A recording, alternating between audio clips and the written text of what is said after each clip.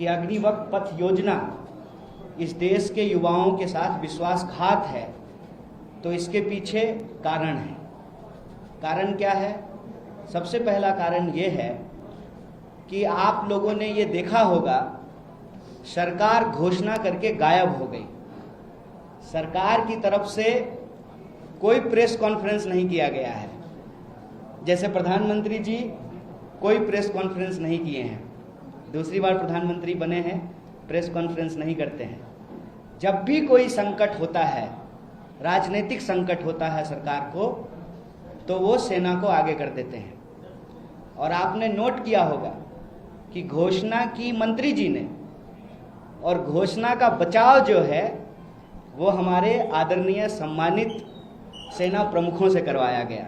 आप लोगों ने इस बात को ध्यान दिया होगा। और जितने मंत्री थे सब अपने अपने सोशल मीडिया और उनकी जो मीडिया है उसके माध्यम से योजना के फायदे गिनाने में जुट गए।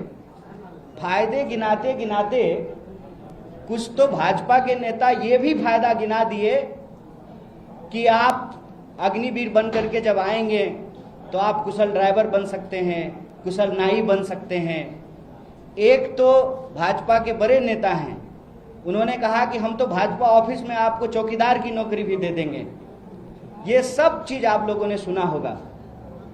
इस पूरी योजना को लेकर के जो कांग्रेस पार्टी का स्टैंड है, भारतीय राष्ट्रीय कांग्रेस जो कह रही है कि ये योजना पूर्णतः इस देश की सुरक्षा और देश के नौजवानों के भविष्य और उनके सपनों के साथ खिलवाड़ है। इसीलिए सरकार को अन्य योजनाओं के साथ जो उन्होंने किया है, जैसा उन्होंने नोटबंदी के साथ किया, आप लोगों को याद होगा, बोले थे ना कि 50 दिन में अगर सारी समस्याएं ठीक नहीं होगी तो आप जिस चौराहे पे बुलाएंगे हम आ जाएंगे। घोषणा करके जापान चले गए थे प्रधानमंत्री जी, आप लोगों को याद होगा। जैसे अभी जर्मनी गए हुए हैं, वास्को डी गामा की तरह घूमते रहते हैं। उस योजना के बाद भी जितने दावे किए गए थे, आप सब ये प्रश्न पूछिएगा कि नोटबंदी के बाद दावे किए गए कि काला धन वापस आ जाएगा। आरबीआई ने कहा कि पुराने नोट लगभग वापस आ गए, तो काला धन कहाँ गया? और आपकी सूचना के लिए स्विस बैंक में भारतीयों का जमा पैसा आज ऐतिहासिक रूप से सबसे ज्यादा है और डॉलर के मुकाबले रुपया ऐतिहासिक रूप से सबसे नीचे है। तो नोटबंदी के साथ वही हुआ।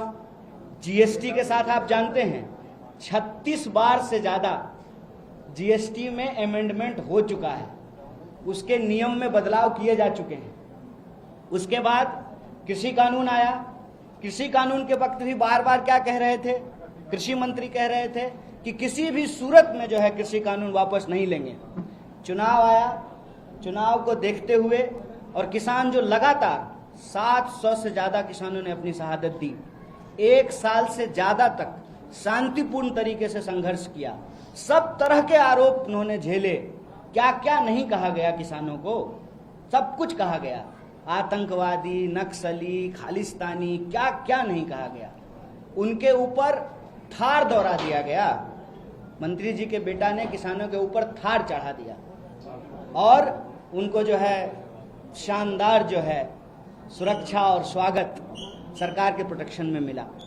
लेकिन किसान अड़े रहे कि ये गलत है और किसान आंदोलन के दबाव में कृषि कानून वापस लेना पड़ा। आप जानते हैं कि आज ही जिस कार्यक्रम में हमारे बाकी लोग शिरकत कर रहे थे, इसी तरह से मजदूरों के लिए भी जो है लेबर कोड लाया गया है, जिसका मजदूर विरोध कर रहे हैं।